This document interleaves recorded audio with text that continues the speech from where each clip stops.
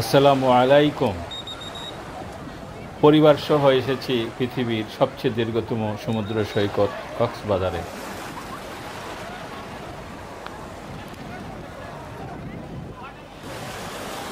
সমুদ্রের গর্জন, বাতাসের ছোঁয়া আর ঢেউয়ের ছন্দে এক অন্যরকম প্রশান্তি। এই প্রশান্তি যেন সমস্ত ক্লান্তিকে ধুয়ে মুছে দেয়।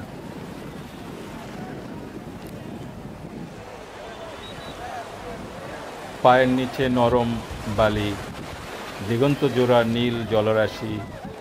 এখানে দাঁড়িয়ে মনে হয় জীবনটা থমকে গেছে কিছুক্ষণের জন্য।